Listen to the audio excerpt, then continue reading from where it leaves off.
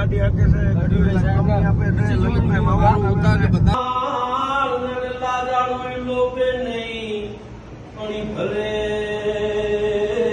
ભરે ને ડગલું ભાર એનું રવિ જુગતું ખંભિયું જય જય